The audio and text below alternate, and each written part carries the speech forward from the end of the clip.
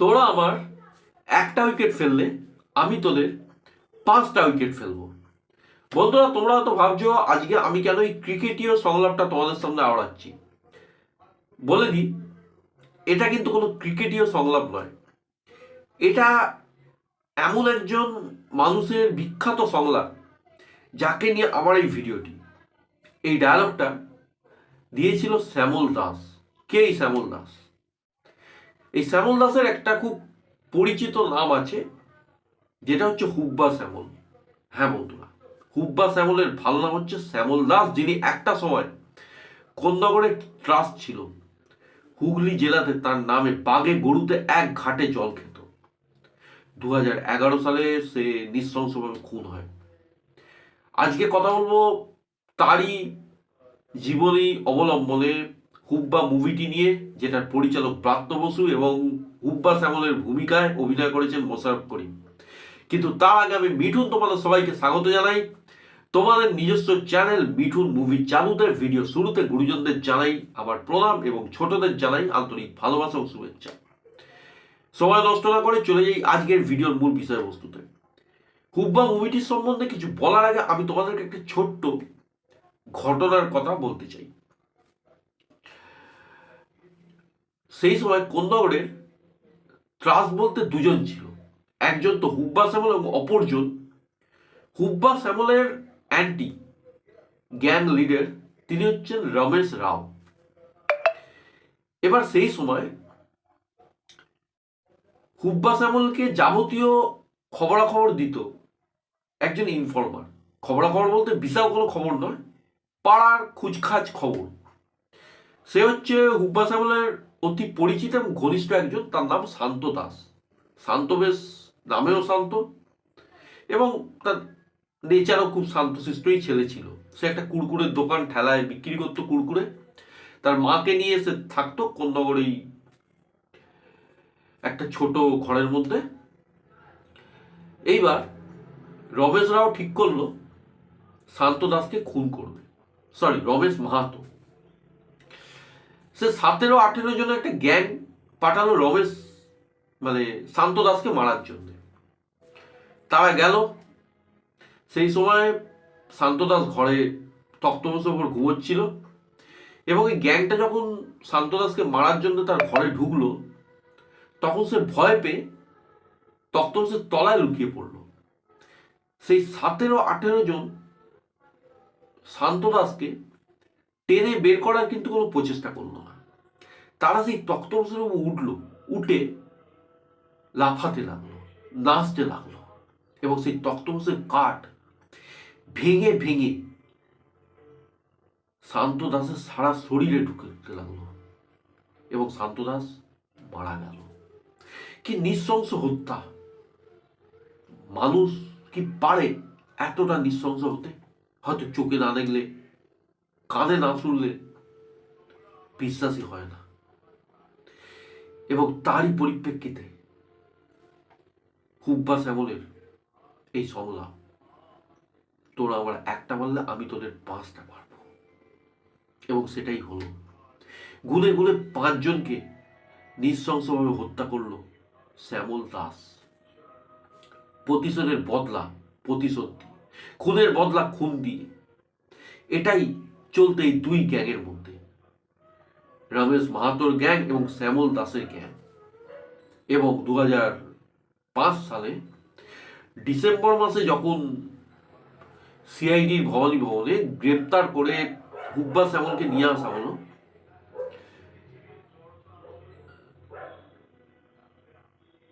তখন তাকে জিজ্ঞেস করা হয়েছিল তার নাম কেন হুব্বা। সে তখন বলেছিল, আমি ছোট থেকে খুব রকচটা, তাই আমার নাম হুব্বা। ও না ভেবে চিন্তেই কিন্তু লোকের গায়ে হাত তুলে দিত, তাই তার নাম হুব্বা। এবং 2011 সালে নৃশংসভাবে শ্যামল দাসকে খুন করা এবং তার খুনের পেছনে ছিল রমেশ মাহাতো।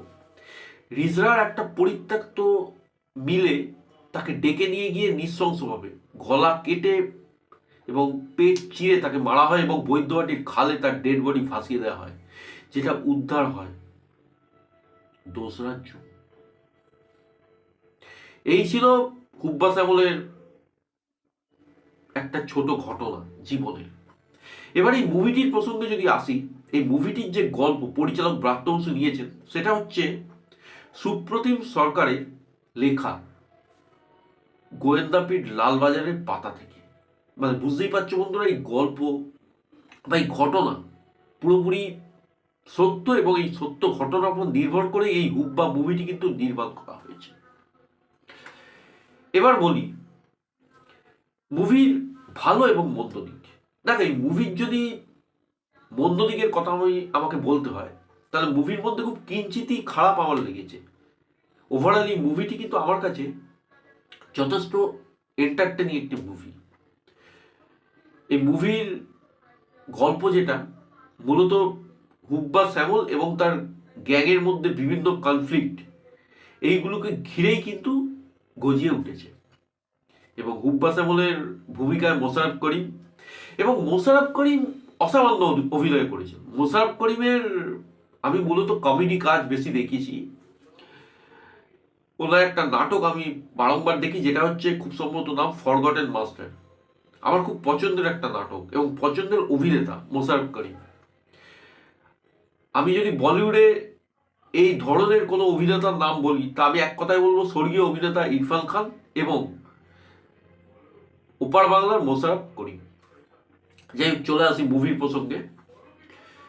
তো এই মুভির সব থেকে বেশি ইউএসপি হচ্ছে পরিচালক মোশাররফ করিমের যে চরিত্রটা, সেই চরিত্রটাকে কোনোভাবে গ্লোরিফাই করার চেষ্টা করেননি।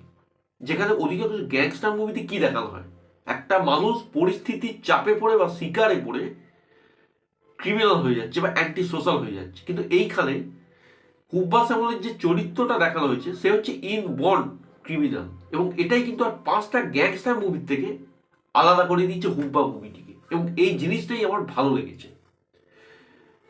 এই মুভিটি অতি নাটকীয়তা একটা রূপ দেয় না, বা অতি আদলামির একটা রূপ দেয় না, একটা মিডিল অফ দ্য ওয়ে কিন্তু মুভিতে অনেক গালাগাল আছে যেগুলো কখনোই ফ্যামিলি অডিয়েন্স পছন্দ করবে না, বা ফ্যামিলি অডিয়েন্সকে মাথায় রেখে নির্মাণ করা হয়েছে বলে আমার মনে হয় না। কিন্তু এই প্রত্যেকটা গালাগাল কিন্তু মুভির স্ক্রিপ্ট ডিমান্ড করে, কারণ এখানে আমরা কিন্তু হুব্বা শ্যামলের জীবনের ওপর ভিত্তি করে মুভি নির্মাণ করছি, সুতরাং গালাগালটা কিন্তু এখানে প্রয়োজন, এবং সেটা কিন্তু প্রপারলি এসেছে। মুভিতে অনেক খুন খারাপির দৃশ্য আছে এবং সেগুলো খুব ব্রুটাল এবং খুব র ভাবে দেখানো হয়েছে, এবং সেটাও কিন্তু স্ক্রিপ্ট ডিমান্ড করেছে, অন্তত মুভিটা দেখে আমার মনে হয়েছে। এবং ব্রাত্য বসু সম্বন্ধে একটা কথা বলতে পারি, উনি খুব ভালো পরিচালক। উনি ওনার কেরিয়ারে এর আগে 2খানা মুভি বানিয়েছেন আমার দেখা, একটা হচ্ছে রাস্তা এবং আরেকটি হচ্ছে তারা। এবং রাস্তা মুভিটি কার ক্লাসিক একটা আখ্যা পেয়েছে, এবং সেটা সেই সময় মানে 2004-05 সেই সময়ের মানে পরিপ্রেক্ষিতে খুবই অ্যাডভান্স মুভি ছিল। সো গ্যাংস্টার ড্রামা, সেটাও কিন্তু একটা গ্যাংস্টার ড্রামা ছিল, এবং সেই গ্যাংস্টার ড্রামা ঘরানাটাকে এই মুভিতে আরো অনেক বেশি করে এক্সপ্লোর পরিচালক করেছেন। এবার মুভির অবশ্যই কিছু খারাপ পয়েন্ট আছে, সেগুলো আমি যখন আলোচনা করব তখন বলবো।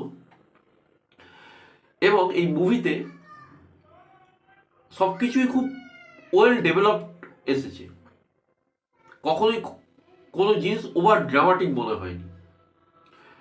মোশাররফ করিমকে বাদ দিল এই মুভিতে ইন্দ্রনীলের যে অভিনয়, সেটাও কিন্তু যথেষ্ট প্রশংসার দাবি রাখে। এবং ইন্দ্রনীল সেনগুপ্ত এমন একজন অভিনেতা যাকে হয়তো আমাদের ইন্ডাস্ট্রি সেইভাবে এক্সপ্লোরই করেনি। লোকনাথ বাবুর অভিনয় যথেষ্ট ভালো। ওভারঅল এই মুভির পারফরমেন্সের দিকে যদি বলি, সবাই কিন্তু ভালো পারফর্ম করেছেন। এই মুভি প্রতিটি পড়তে পড়তে পরিচালক বিভিন্ন 90 এবং আর্লি 2000-এর গ্যাংস্টার মুভিকে হোমেজ দিয়েছেন। উনি রাম গোপাল বর্মাকে কিন্তু বেশি করে হোমেজ দিয়েছেন। প্রথম বলা কি, এই মুভিতে একটা গান আছে যেটা শ্যামল তার গ্যাংদের নিয়ে গাইছে, সেই গানটা কিন্তু আমাকে সত্তা মুভির কাল্লু মামা গানের একটা ভাইব দেয়। এবং এই মুভিতে সত্তাকে হোমেজ দেওয়া হয়েছে, রঙ্গিলাকে হোমেজ দেওয়া হয়েছে, বাস্তব মুভিটাকে হোমেজ দেওয়া হয়েছে। শ্যামল দাস বা হুব্বা শ্যামল কিন্তু খুব সিনিয়র প্রেমী মানুষ ছিল, এবং সেইটাই মুভিতে কিন্তু দেখিয়েছে পরিচালক। সেই এরাটা, সেই টাইম, যে সময়টাকে, সেটাকে পরিচালক কিন্তু খুব সঠিকভাবে এক্সপ্লোর করেছেন। সুতরাং মুভি সেট ডিজাইন থেকে শুরু করে বিজিএম, ক্যামেরার কাজ, প্রত্যেকটি ডিপার্টমেন্ট আমার কাছে কিন্তু লেটার মার্কস পেয়ে পাস করেছে। মিউজিক, প্রবুদ্ধ খুব সুন্দর মিউজিক দিয়েছে, যদিও এই মুভিতে অধিকাংশ পুরোনো গানকে হোমেজ দেওয়া হয়েছে, কিন্তু কিছু অরিজিনাল গান আছে যেগুলো শিলাজিৎ গেয়েছে এবং সেই গানগুলো যথেষ্ট প্রশংসার দাবি রাখে। এবং এখানেই একজন পরিচালকের মুন্সিয়ানার পরিচয়, যে তিনি প্রত্যেকটা ডিপার্টমেন্টই তার দক্ষতার ছাপে একদম পারফেক্ট করে তোলেন।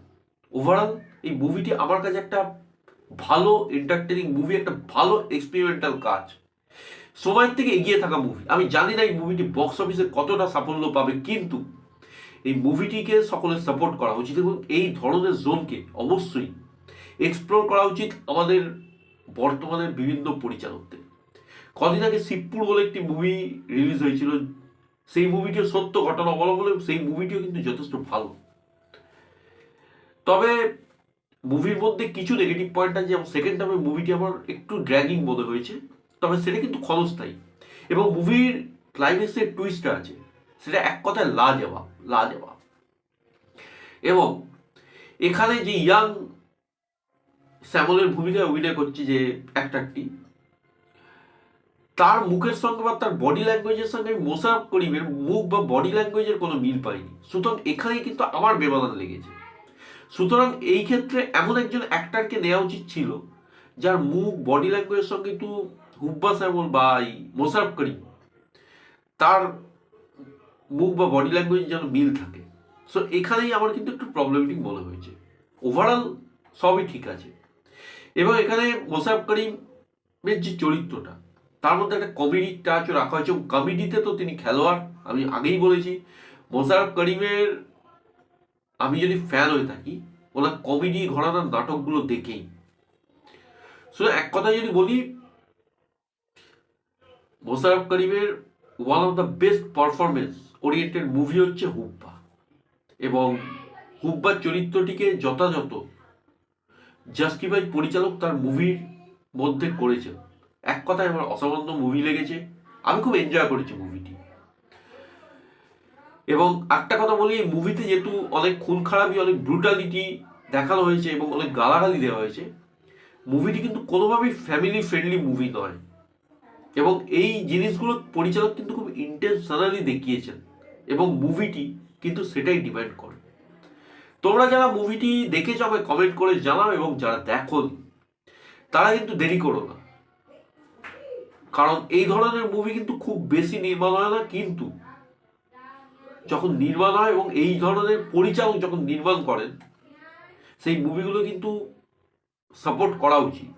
এই মুভিটি কিন্তু অবশ্যই সাপোর্ট করা উচিত।